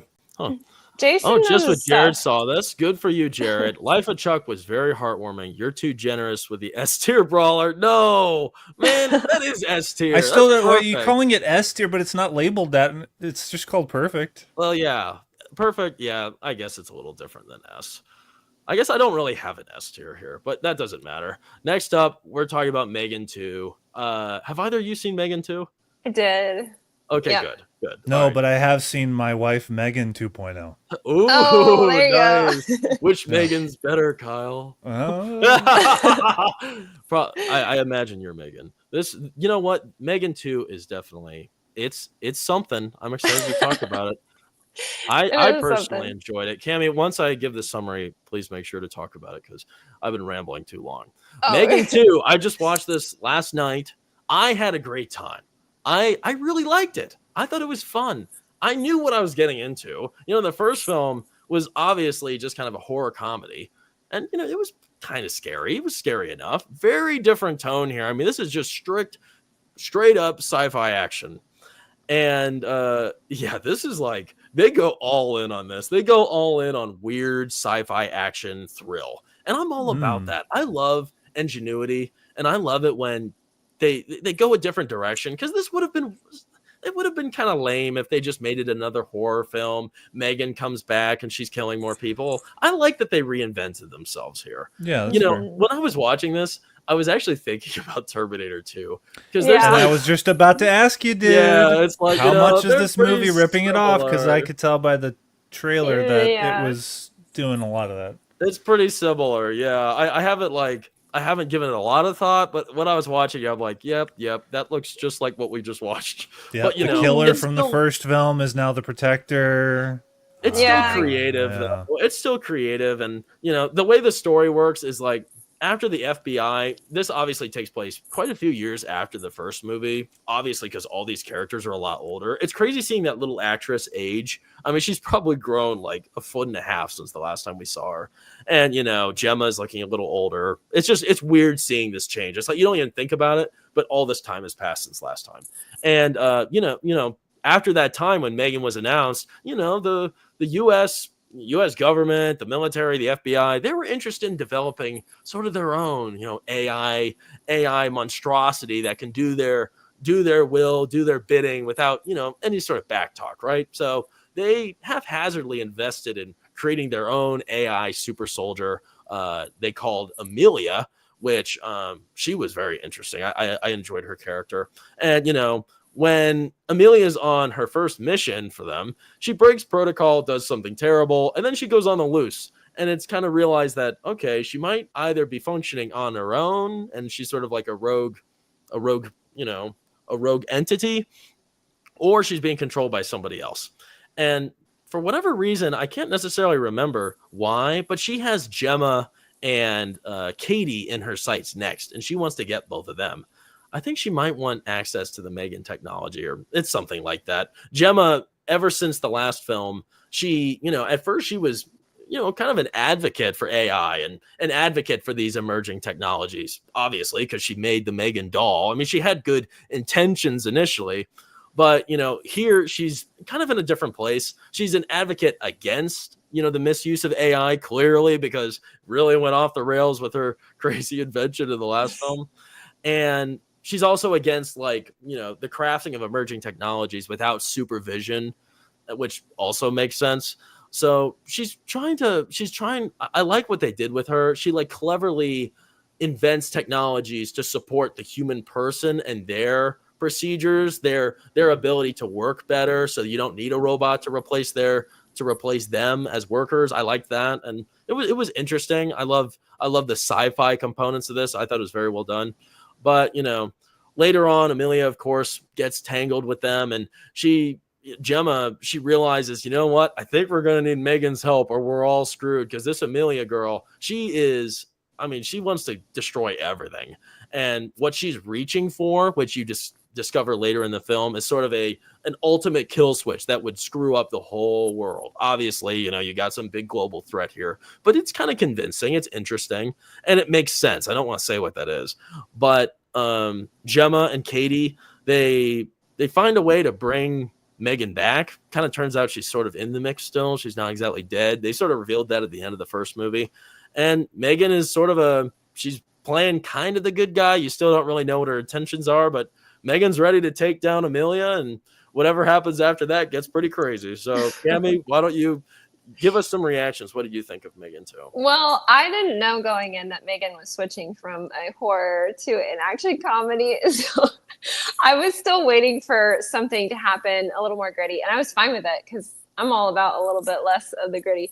But yeah, I liked it. I think Megan is the star, and it was so funny. I loved what they did in the beginning with that little mini robot. I love that. It was so cute. I loved it. I loved it too. I thought it was hilarious. Yeah, and there were some really good funny moments. The only negative I would say is I would have liked even more Megan, because I feel like when she got her body back, she lost it pretty quickly, and I was like, dang it, I want to see more of her as herself. Mm-hmm. And I do think maybe it's a touch long, but very enjoyable film. It is a little long. Yeah, just a touch in the middle. I think need to tighten. I think it's literally 2 hours long. I don't think it's very long, but it felt a little long for some reason. It did. It lagged a little in the middle, but it's really funny. It's not taking itself seriously. It's trying to be a B movie. It's trying to be crazy. So I can appreciate. Yeah, I respect that. And it's just fun, go in with low expectations, but have a good time. I loved it. I get it. I loved it. I don't care. Oh, no. I loved it. Gonna put it in amazing. No, it is not. Perfect category. Oh, geez. Yeah, 2 hours is way too long, by the way. I'm looking at the runtime. It is a solid with credits. Yeah, with credits, 2 hours, but geez. Partway through, I was the first Pirates in the Caribbean is just 10 minutes longer than 2 hours, really? Oh, no, it's it would have been a lot better if it was hour and a half. It's probably, would you say it's the strangest sequel that's ever been made? I think it is. If you watch the first one and then you watch this, I really don't know. I really don't know how they got to this point, because you could never have imagined they'd go down this route with this one. I wish that Gemma was a little less one note too. I do think she's kind of. I liked her. I'm a weirdo. No, I mean, her. She had more in this one than she did in the last one. That's true. Is this the younger sister? No, it's the not aunt. The older? It's the aunt. She's kind of. The aunt was also not the Get older Out. sister. Okay. Yeah. Have you seen the first one? I have. Okay, good. Does Megan like Megan? Yeah. Neutral about it. I mean, you'd think. I mean, at least I thought she'd play around with the whole name coincidence thing, but no, she doesn't care. She's not into it. I'm the one that would play around with it, more so than she does. So, yeah. Okay, Kyle, come on. I ain't putting this in perfect. I think You're kidding. What? No, shut up. No, I said I'm not putting. Oh, Okay. Yeah. No, of Okay, course yeah, not. yeah. I think. See, I would put it in early 80s. I wouldn't put it under 80. I'd put it at like 83. What would you do, Cammy? Because you're probably going to lower us to decent. Pretty I high still, mean, dude. I'm not saying it's not like my favorite thing ever. I would probably put it like 70 or maybe potentially below. Yep. All right. Decent it is. Yeah. Thanks to you. All right. Oh, all right. Megan's indecent. I would put it in an early amazing. Okay. Do you think it's better than the first? I don't. I don't. No. But I do think it's. So I think you're it's on saying par the with it. First though. movie is amazing. Hey, well, you know what? I think the first one's like 84%, or maybe it's like low 80s. I do love the comedy in this. It was really great. Amazing 80 to 90%. That's a low B to a high B, low A. I mean, come on. It's kind of a broad range. I'm more comfortable putting movies in the mid-tier range, which is not bad. It's fair. Mm-hmm. That's why I think you got to desperately change the mediocre to fair. Yeah. It's not a bad category, you know? We haven't put anything there yet. It probably will happen any minute now. Because all the movies you're scared to put into mediocre. I don't think any of those three. I don't think any of those three are mediocre. I definitely don't think that. Right. I don't think any of us do because we could have. But 28 years though. Well, I know the next. I know the next movie coming up is for Cammy's not going to be mediocre. Ooh, you're talking about How to Train Your Dragon? Have you guys seen this one? I didn't. Okay, didn't good. See it. Oh wait. Oh no, you haven't. No, but I've seen the original, which is the same thing. Okay, Kyle, did you see this? The remake? No. Okay. Cammy, how about what video did I just watch? You just released a new video, Cammy. Oh, I did. Oh my gosh, F1. Lilo and Stitch. Am I going? Oh, there we go. I thought it was going crazy. Yeah. I was like, what Disney remake did I just watch for a review that you did? Wow. Oh yeah, Lilo and Stitch was either I'm getting old or Disney is just their remakes are just blending together. Kyle, I'm old with you. It's okay. All right, Kevin, I just thought Lilo and Stitch and Train Your Dragon were the same movie. Okay. Well, okay. Right. So, what I've heard, I haven't even seen the originals. Cammy, do you just want to briefly describe the story of How to Train Your Dragon real quick? It's been a while, honestly. I mean, I feel like I need to see it, but okay, all right. Well, I have something really brief here because I don't have much to say because this is just something I read. So I guess let me pull up the poster real quick. I need to watch these because I'm going. If anybody else is going to the Universal Horror Nights, August 29th, it's their opening night. Let me know. I'm going to be there, and I'm going to the Epic Universe in the morning. And they have the How to Train Your Dragon area, I guess. I really don't care at all, but I'm going to watch the movies just because I'm going to go there. So, yeah. But I'm definitely there because the horror night side of it, they're doing a Fallout themed haunted house. So I can't wait to go to that. But if you're going to be in the area, let me know. That'd be cool if we could meet up. How to Train Your Dragon. None of us have seen it. Just real quick. It's about a young Viking named Hiccup. He befriends a dragon he's supposed to kill. He challenges his tribe's beliefs and changes their world forever. And it's a shot-for-shot remake. Unfortunately, none of us have seen the remake. Yeah. And I haven't seen the original, which is sad. This was one I really wanted to see for the reasons I just mentioned. So I've heard positive things, so I'm going to put it under haven't seen positive. Yeah, I think that's good. Okay. I mean, the original is really great, and Gerard Butler's in this. He reprised his voice acting for the role. I think and he's cool. and he's like unrecognizable from. Well, I'm disappointed that Craig Ferguson isn't in the live action. That's what I'll say. You're right. I love Craig Ferguson. Craig Ferguson is one of the best, or he's certainly to me the last best late night host. Yes. And he's been off the air for like 10 years or so, and he still has these reruns that other channels put up of his shows that they have tons of views on. He still does stand up. He just started a podcast. I mean, that name sounds familiar, but I don't know who that is off the top of my head. Okay, you got to check him out, man, because you're in the dating scene and you need to watch some of Craig Ferguson's wait a second. He's the ladies' man. He is a genius when it comes to talking to women. I know who he is now. Yeah. He's like Italian or I don't know. Yeah, I You know who can you're pick talking up a about now. lot from the way he approaches women. Yeah. Okay, nice. Okay, so have any of you seen Predator, Killer of Killers?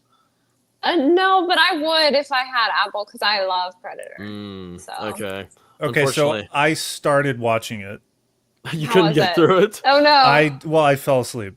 Not because of the movie, just Oh, because I just went late. how So far did you Oh, go okay. into it? Do you think? so it's an anthology. They're basically like three stories that were jumping in different time frames and periods of history with different characters, where they're just battling the predator, different versions of it. Mm-hmm. And the first one is Icelandic, Oh, like two. Viking. The second one is samurai-esque. The third one is World War II. You know, Oh, that's battling a interesting. ship, yeah, with Hmm. the fighter planes, etc. I'm sure this will knock the socks off of people that love anime. I don't like Mm. anime, and I generally don't like animated films, especially today. Like, I grew up watching animated films, and I still love some of them. But the way that they're doing them now, I It's mentioned changed so Elio. I much. mentioned Yeah. Elio earlier. The designs suck.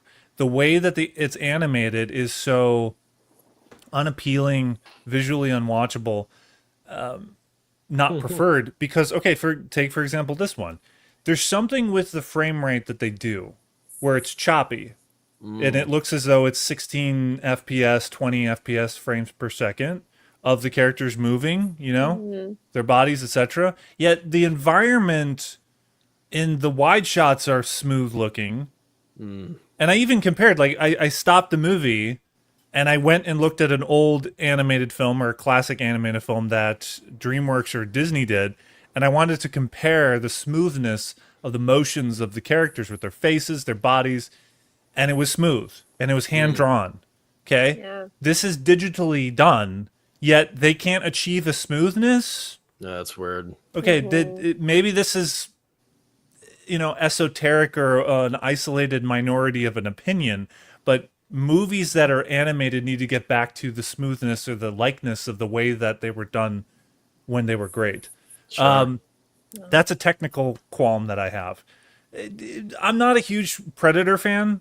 I think people will enjoy it. They have some clever moments with some of the fights. Yeah, Okay. I don't really have much to say. That, like, it's very just, it kind of washed over me. Yeah, I well, don't that's really. good. At least you had Yeah. something. Yeah, So, yeah, that's great. all right. So where we, Yeah, Kyle, this is up to you. Should Yeah. it be I can't. positive? I'm not going to rate it for myself. I would give it to the people that like the Predator.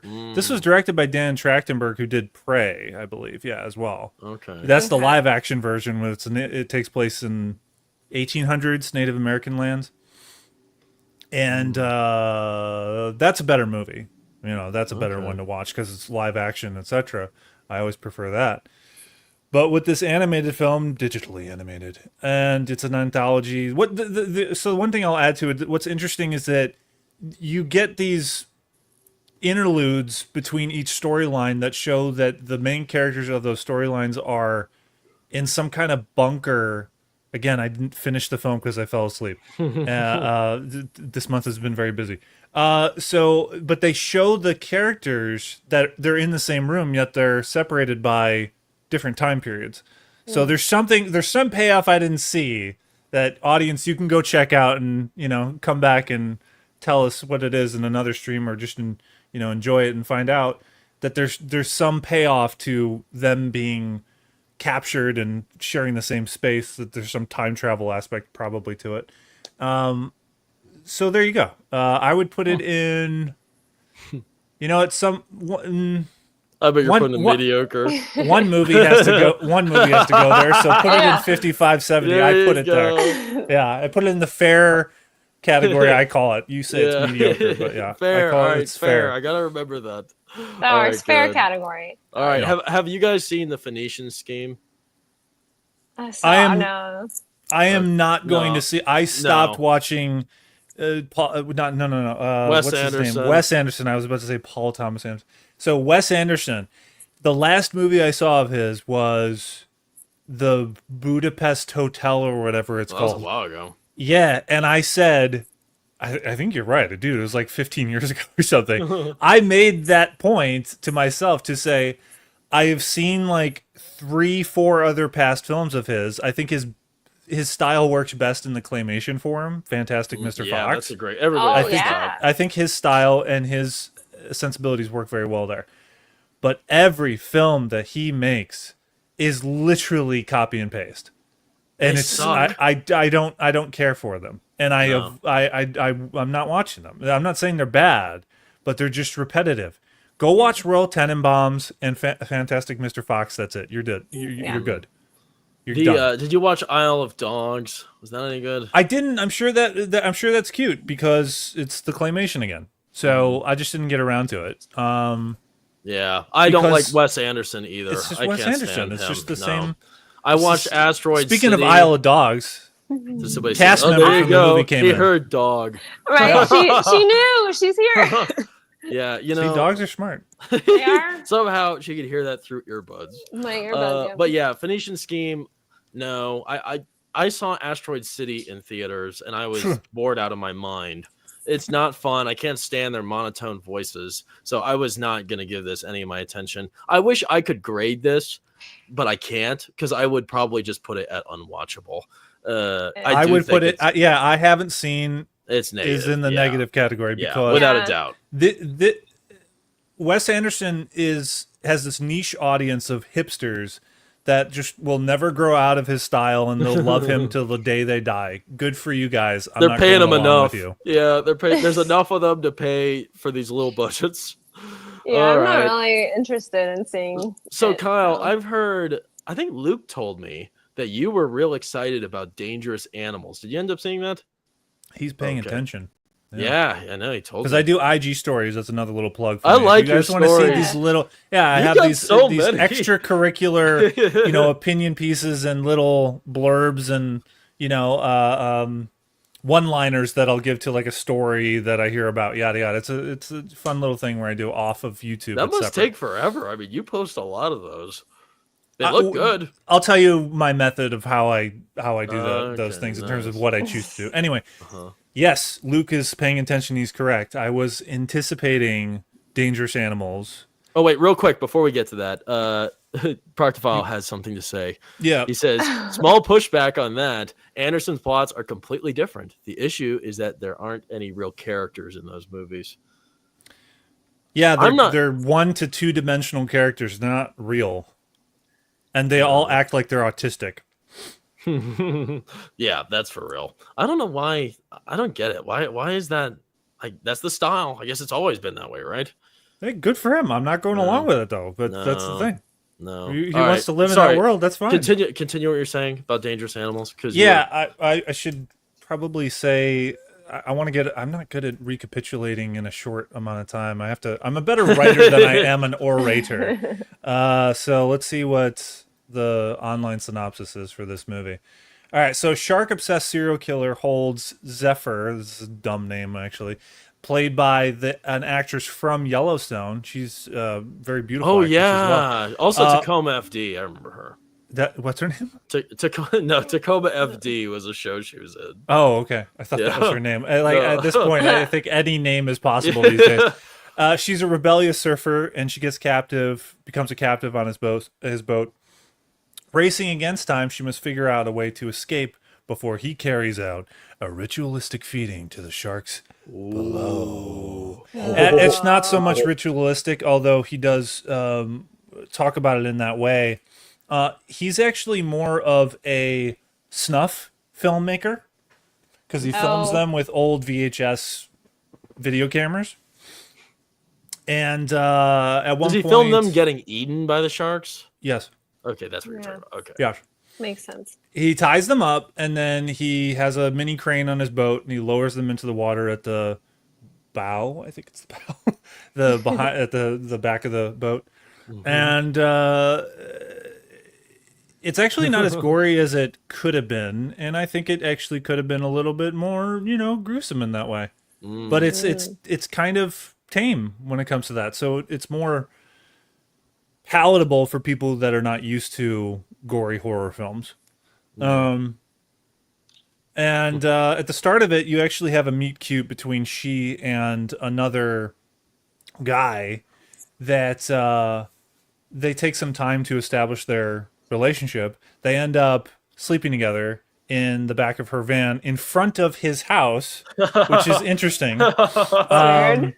Yeah. Don't forget to close your Making eyes during that scene connections. because it's an actual sex scene this time, man. You know. Shut up, man. You're funny.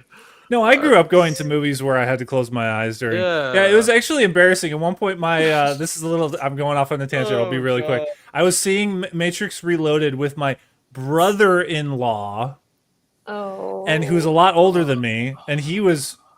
He didn't prompt me to do anything, but just for the sake of if it got out to like my mom, and at the time so I'm like 13, right? So I'm just coming out of the child age. And if it got back to my mom that I had seen the Keanu Reeves Carrie-Anne Moss sex scene, like I didn't close my eyes and I didn't risk it, so I was just like this, when that scene happened. Anyway, so yeah, there is a love scene in a high top band at the beginning of the movie to show that and it's a tender love scene to establish that they care. Don't worry, man. I know you're excited to see it. I know, man. Anyway, she decides to, because she has trouble with committing to relationships. I mean, she lives in a van. She's a surfer. She's a nomad. And I mean, dear God, she looks pretty great for a nomad. Hair done, makeup, yada yada. So she leaves after he goes inside his house to make her breakfast. And he comes out and the driveway's empty and he's got a plate and looks really sad. Wow. So I like the opening in terms of how they're establishing their relationship. The connection thereon is not as strong when they get back together. They get back together. They come back together because he tries to look for her because her van is stranded near the beach and gets towed away and no one knows where she is. And he's asking the police about her, yada, yada. And we're cutting back and forth to his storyline to her being held captive in this guy's boat. And there's another woman who's held captive. She's meat for the grinder, essentially. To show that, what does this guy do to people on his boat? She's from a couple at the start of the film. That is like the cold open of what this guy actually does to separate the couple. He kills off the. I'm spoiling it. But these are interesting aspects, I think. Anyway, he gets rid of the guy. You can find out how. To then take the weaker of the couple to be the victim of his snuff shark killing videos. And he has a collection of them in his boat, and it's all VHS. He doesn't have, a hard drive or anything. No. And that's visually speaking, that's more interesting. And I know why they did that. It also harkens back to with nostalgia, etc. It's fine. Here's the most surprising thing about this movie. The character who is playing the serial killer, and I need to look up his name real quick because he's been in films before. They tried to make this actor a leading man. Oh, Jai Courtney? Jai Courtney. I didn't recognize him. Okay. So about 10 years ago, they tried to make this guy a leading actor by putting him in Terminator Genesis as Kyle Reese. Ooh. Oh, I forgot about that. Yes. Oh my and gosh. He's straightforward, American accent. I don't know where does it say he's originally from? He's from Australia. Australia. He is originally Australian. He has his Australian accent in Dangerous Animals. And that might be an aspect to why he's good in this movie, even more so than good. Yeah, so they tried to make that actor a thing, and it just didn't work out. So here's where he excels. And he started off his career being a henchman. He was in Jack Reacher as a henchman. He was decent in that. But in this film, it might be his best performance. He's so strange. He does these little dances in between his dark moments where he's pulling these captives out and putting them on the deck of the boat to tie them up and put them on the crane, lower them in the water. Sweet guy. Yeah, so it's got dark humor to it, and I appreciate dark humor. I like dark humor a lot. Yeah, so I think the film it could have gotten a little gorier. I think I would have appreciated that because this is people being eaten by sharks. I mean, even Jaws is more gory than this. That's film. what you're paying to see. Yeah. Man, by the way, Jaws is more gory? It is. Not saying much. Yes. Oh, yeah, I'm sure. Wow. Dude, are you kidding? I didn't think What Jaws is was with that you gory. and Jaws? I said we did the Jaws retrospective, like and I said Jaws. that movie should be rated R and would be rated R if rated R existed back then. You said no, I don't think. So you have a tolerance for violence, but not the other thing. Got it. Okay. Anyway, what else? The digital effects. Huh? There's some things I don't like about that too, but I didn't think Jaws was graphic. I didn't really think it was that graphic. Maybe I need to watch it again. I hope there's so many people in the comments that just put an onslaught of opinions about how gory Jaws is and how you're mitigating it. Anyway, the shark digital effects in this are excellent. They're very well done. I even to the point where I thought, did they manipulate like real footage of a great white? Because there's a shark, in the third act it's underwater. It is at night, and the main character goes in the water and has a moment between a great white, right? Almost like a Free Willy shark moment. Oh, wow. Yeah, it's a little cheesy, but it's okay. It's passable. The movie isn't Schindler's List. But the movie is fun, and I think it's under 100 minutes, Good. which is ideal. They need to do that more often. Yeah. Yeah, it's under 100 minutes without I'm moving windows around. Without the credits, the movie is nearly 90 minutes. Great. Around 90 minutes, yeah. That's that's ideal. I believe Shudder is distributing this film. It's surprising that they put it out. I'm glad that they did in theaters, because movies like this could have a life in theaters. It didn't gross a lot of money. It didn't last long. It didn't, but No. I think the lead actress it has a feistiness to her, and she's beautiful in the film. She's a great looking actress. It's great to see taller actresses that are beautiful in movies again. Oh, taller actresses, yes. She's tall. Sorry, I'm tall, so I'm like, yeah. Yeah, and we used to get more of that, and now we're getting Jenna Ortegas that are near That's midget just fine. legal length. Just fine. Legal height. We need more tall. I want to be the representation. I feel There you like go. You're in Sydney's amongst tall. there. What's that? I feel like Sydney's tall. I Sydney think Sweeney. she's She probably does give 5'6". that impression, but you know what? She's not, and Yeah. she's not. She's only 5'3", 5'4", Wow. which is surprising. You know what? In my theory, I think it's because of her personality and the perception that she puts out. Okay. Yeah, that must be it. Yeah. Glenn Powell must not be that tall. No. I mean, thinking about them together, it's like That they're makes not sense. that far apart. I might be when as they were in tall as Anyone But Glenn You. Powell. Glenn Powell. So, yeah. So rounding, let's put up the chart. We'll Yes, rate sir. Dangerous Animals. I do Wow, recommend you're you check pretty it out. passionate about this one. That's good. Yeah, I would put it in. You know what? Amazing. Yeah, the Let's go. amazing the Wow. amazing category is really lonely. I'm putting in an amazing. Wow. Yay! This What? is great. You have that over 28 years later and Ballerina. That's right. Sorry. You know love why? shark Because movies. here's the thing, dude. I would watch Dangerous Animals again sooner than the other ones. Okay. Well, that counts for something. Yeah.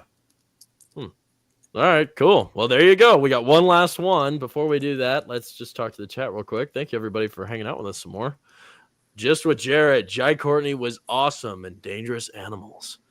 I wonder what the actress's name was. I thought that was her for a second, but Well, Let's see Yeah, if her you're name right. is like She's from really weird. Yellowstone. Yeah, I didn't like Hassie. It's a weird name, Hassie Harrison, because it just sounds redundant. Cassie Harrison. Hassie Harrison. I That's didn't a Yeah. weird like. name. I didn't like her in Yellowstone. I thought she was annoying. Oh, you and Megan share that opinion. She didn't like her as No, well. man. She I thought liked she her was a with the hoe. old dude. I didn't like her with Walker. Dude, how long is that gonna last? I know, but still, it was Come on. bad. She did him They dirty, both bro. knew that wasn't gonna I do last. love It wasn't long Walker. for this world. I love Walker. Yeah, Megan can't stand Walker and his guitar playing and shit. No. Oh, Aw. man. Nope. Poor Walker. I've Nope. never seen Yellowstone, guys. Proctophile. Seems Sounds though like you a enjoy legally it. distinct version of Okay. Creep. I don't know what that means. Maybe he's talking about a song. It- Elijah Mountain. No. Creep is there's it's now like a series now of little found footage short not short found footage horror movies Oh, are those good? called Creep. They are actually Oh surprisingly. man. Yeah.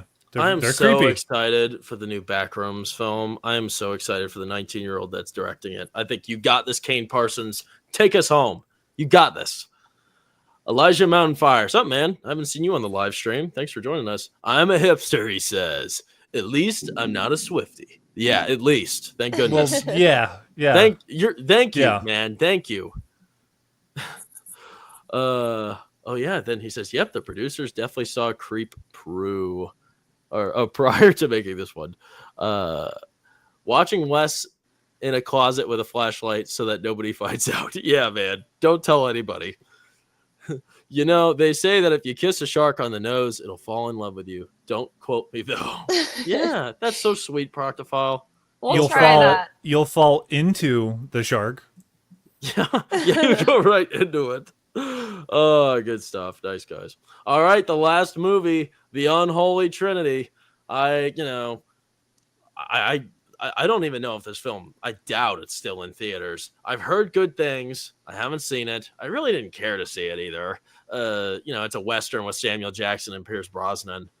I thought Kurt Russell was in it, but I think I'm probably just mistaking it for, what was that? Hateful Eight, which I don't think you're a big fan of, Kyle, right? You don't like Hateful Eight? Quentin Tarantino's least best film. Oh, man. Least best. I need to rewatch that one. Yeah. But okay, have any of you seen The Unholy Trinity? I No. have not, but I would see it for Sam Jackson because I like him a lot. Yeah, he's fun. I Well, put it in positive. okay, so I'll tell people. You'll just put it in positive. Yeah. So I'll just tell everybody about the story real quick. I don't think I have a. Wait, maybe I do have a poster here. Yeah, here we go. So here it is. There they are. I like Pierce Brosnan. I started to respect these actors a lot more after they showed up in, King of Kings doing the voices. And, that's pretty respectable work they did there. I doubt they got paid anything for that. And Pierce Brosnan, he was the voice of Pontius Pilate. And I didn't think the voices were very good in King of Kings, as we talked, Cammie. Check that out if you want to hear it. That was a good stream we did a while ago. But Pierce Brosnan, I thought he was one of the best voice actors of Pontius Pilate. And we don't get very much of him, but he was just awesome in that. Him and, Forrest Whitaker. Those were the standouts easily. Forrest Whitaker, man. He's solid. I want to do a Forrest Whitaker film for a movie night sometime soon. I love so him. Good. Yeah, but here we are. This is not what we're talking about. The Unholy Trinity. It's not anything holy or not. Trinity is the place that I guess this takes place in. It's set in the 1870s in Montana. Henry Broadway, played by Brandon Lassard, seeks revenge after his father Isaac, who's Tim Daly, is wrongly executed for a crime he did not commit. Before dying, Isaac tasks Henry with finding and killing the man who framed him. So Henry travels to the remote town of Trinity, where he becomes entangled in a conflict between the new sheriff, Gabriel Dove, who's Pierce Brosnan, and a mysterious figure known as St. Christopher, who's Samuel Jackson. As Henry navigates this dangerous landscape, he uncovers hidden motives, faces deadly threats, and struggles with justice and morality in a brutal, unforgiving frontier. That's your preview into this. I have nothing to say. I've heard decent things. I don't think I've heard great things. I've heard it's like a decent film, decent Western. If you enjoy Westerns, you'll like it. But beyond that, I have nothing I can really say. Do you guys have any sort of impression of this film before we conclude tonight? I'm not gonna, actively seek out to watch it. I mean, unless I hear like really great reviews on it and someone tells me, because look, I love the actors. Sam Jackson and Pierce Brosnan are great. One thing I will say that's really confusing that I just discovered right now is that actor Brendan. Can you pull up the poster the once more? poster, yeah. Let's see. That guy at the Brendan bottom. Lessard. Okay, I thought for a second that was the actor from 1923 who plays Spencer.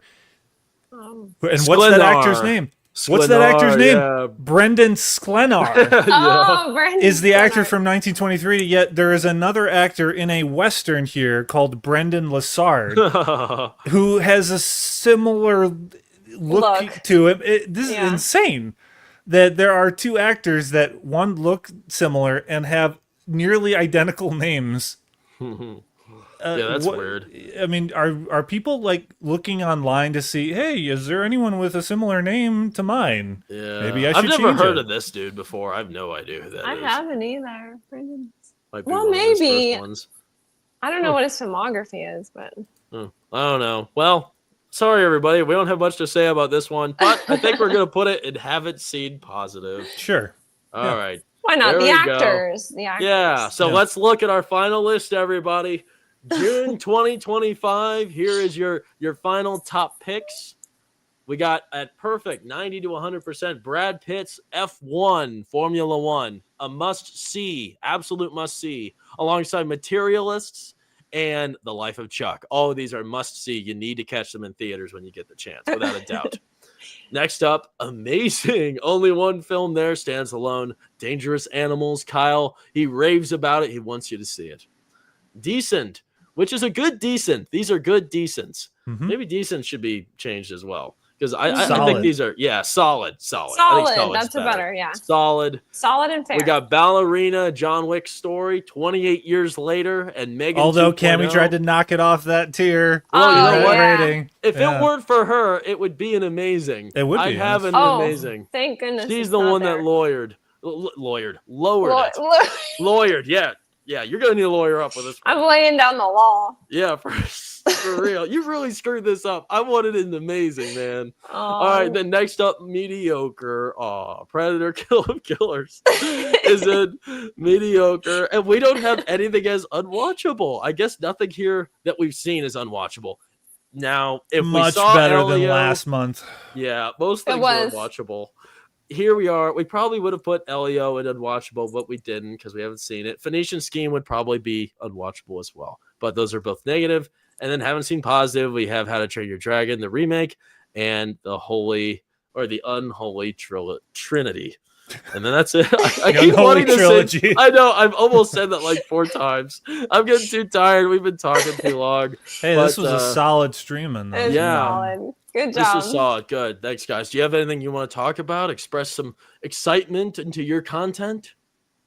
Oh, go ahead, Tammy. I'm just happy to be making content. I was sick for like the whole month, so I'm thankful to be back on my feet praising God, but hopefully I can stay there. Yeah, we got a lot of movies to talk about. I haven't been making any videos because my camera system's all screwed up. It sucks. So yeah, I've just been doing the live streams, but I'm getting that worked. What about you, Kyle? I got Godfather 3 coming up soon. Man, you're still working on that, huh? Nice. Well, I'm lining it up with whenever you decide to do Godfather 3. So I am assuming that you're going to invite me back. I could be wrong, but who knows? Yeah. But either way, I actually kind of like editing on it. It's refining it more so, and it's turning out to be a really great discussion between me and Ben about the movie, more dynamic than the other We'll ones. have to do that soon then. I didn't know we were like you're waiting for me. All right. No, cool. it's don't worry, man. It's all right. It's not like a movie that came out last week. I need to get the video out for. Yeah. You know, it's different. So, but I just finished. Did my first live stream on my channel. You know, my channel has been around for a long time, and so that's being the first live stream is kind of a thing. So we did with Hardcut. I did live stream on the entirety Mission Impossible franchise. You went on for like 3 hours. Over 3 hours. Yeah. Oh my gosh. I watched it. Some of it was really good. You guys are great. Epic. It's a bit epic there. Yeah. I mean, I was trying to keep it tight there, but eventually it got away from me. You get lost. Yeah, by by MI7 and 8, we started going long, and yeah, I should have rounded the Kept it, stream in at that yeah. point. Yeah, but okay, so I'll tease this. I am thinking of doing another franchise live stream very soon, Ooh. and so keep your eye out about that. Keep your ears. Listen. Oh, I'm curious what franchise Wow. now. Is it a Mhm. big one? Like a lot of them? Ooh. Is this too much spoilery? Disney animated princess films?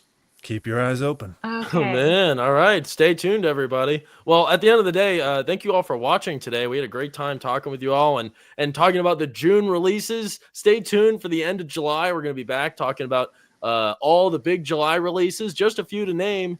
We already got well, I guess the new Jurassic World will count. You got Superman, you got Fantastic Four, and I imagine there's a ton more. Those are the three big tentpole, right? So yeah, very excited to talk about those. Stay tuned, and we're going to be back Tuesday with Gen Z movie reviews. Not sure what we're going to talk about yet, so I bet it's going to be pretty good. So be sure to join us at 10 p.m. Eastern time. But as always, we appreciate all the time you spend with us. And we'll see you guys around. Make sure to subscribe to Let's Tune In here. Cammie and Kyle Cornwith giving us some support. We appreciate them on the channel as we appreciate you. So we'll see you guys around.